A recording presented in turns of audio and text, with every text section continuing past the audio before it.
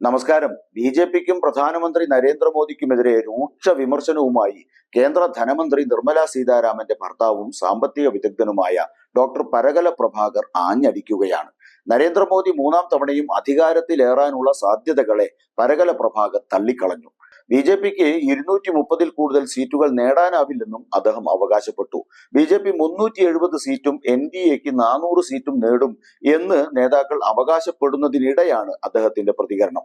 400-ലധികം സീറ്റുകൾ നേടുമെന്ന ബി.ജെ.പിയുടെ അവകാശവാദം അവരുടെ തന്ത്രമാണ് എന്ന് പരകല പ്രഭാകർ പറഞ്ഞു. ജയിക്കുമോ തോൽക്കുമോ എന്ന ചർച്ചകൾക്കുപരി ജനങ്ങൾ ഈ സംഖ്യകൾ ചർച്ച ചെയ്യാൻ വേണ്ടിയാണ് ബി.ജെ.പി ഇത്തരം അവകാശവാദങ്ങളുമായി വരുന്നത് എന്നും അദ്ദേഹം കൂട്ടിച്ചേർത്തു. ഇലക്ട്രൽ ബോണ്ട് വിധി പൊതുസമൂഹം ഏറെ ചർച്ച ചെയ്യുകയാണെന്നും മോദിയുടെ വ്യക്തിത്വത്തിന്റെ ധാർമ്മിക അടിത്തറ തകർന്നിരിക്കുകയാണെന്നും അദ്ദേഹം ചൂണ്ടിക്കാട്ടി.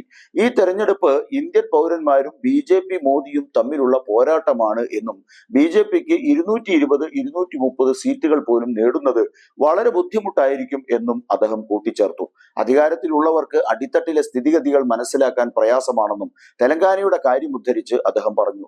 മണിപ്പൂരിലെയും ലഡാക്കിലെയും അശാന്തിയുടെയും തൊഴിലില്ലായ്മയുടെയും പണപ്പെരുപ്പത്തിന്റെയും ആഘാതം കുറച്ചു കാണേണ്ടതില്ലെന്ന് പരകല പ്രഭാകർ പറഞ്ഞു.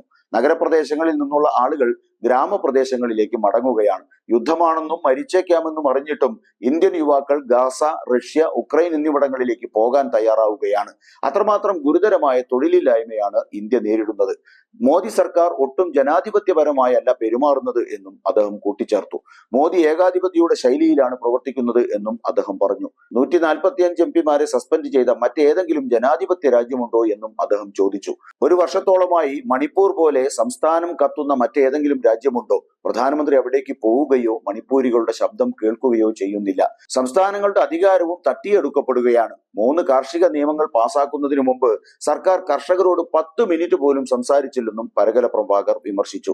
നരേന്ദ്രമോദി വീണ്ടും പ്രധാനമന്ത്രിയായാൽ ഇത് രാജ്യത്തെ അവസാന തെരഞ്ഞെടുപ്പായിരിക്കുമെന്നും അദ്ദേഹം പ്രസ്താവിച്ചു. ഇന്ത്യയുടെ ഭൂപടവും ഭരണഘടനയും പൂർണ്ണമായും മാറ്റപ്പെടും.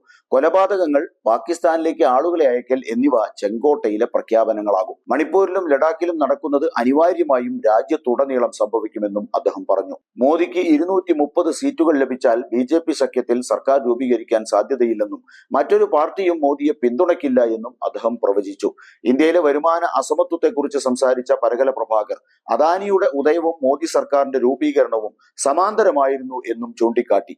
ഒരു രാജ്യം ഒരു തെരഞ്ഞെടുപ്പ്, ഒരു രാജ്യം ഒരു ഭാഷ, ഒരു രാജ്യം ഒരു മതം എന്ന അവരുടെ അജണ്ടയുടെ അടിസ്ഥാനത്തിൽ തെരഞ്ഞെടുപ്പിൽ ബി.ജെ.പി വിജയമുറപ്പിച്ചാൽ ഒരു രാജ്യം, ഒരു നേതാവ്, ഒരു പാർട്ടി എന്ന നിലയിലേക്ക് രാജ്യം വഴിമാറും. മോദി, ഷാ, അദാനി, അംബാനി എന്നിവരാണ് ഇപ്പോൾ രാജ്യം ഭരിക്കുന്നത് എന്ന രാഹുൽ ഗാന്ധിയുടെ ആരോപണം ശരിയാണ് എന്നും അദ്ദേഹം കൂട്ടിച്ചേർത്തു. മോദി സർക്കാർ പൗരന്മാർക്ക് 2 സിലിണ്ടറുകളും 5 കിലോ ധാന്യങ്ങളും നൽകുന്നു. എന്നാൽ അദാനിക്ക് അദ്ദേഹം 6 വിമാനത്താവളങ്ങളും 4 തുറമുഖങ്ങളും നൽകുന്നു എന്നും പരകല കൂട്ടിച്ചേർത്തു. പരകല തീർക്കുന്ന തലവേദന ബി.ജെ.പിയെ സംബന്ധിച്ചിടത്തോളം വല്ലാത്ത ബുദ്ധിമുട്ടാണ് ഉണ്ടാക്കുന്നത്. നിർമ്മല സീതാരാമനാകട്ടെ ഇക്കാര്യത്തിൽ ഒന്നും മിണ്ടാനാവാത്ത അവസ്ഥയിലുമാണ്. അതാണ് ബി.ജെ.പിയെ വല്ലാതെ കുഴക്കുന്നതും. പരകലയുടെ പ്രവചനം ഫലിക്കുമോ എന്ന് കാത്തിരുന്ന് കാണാം.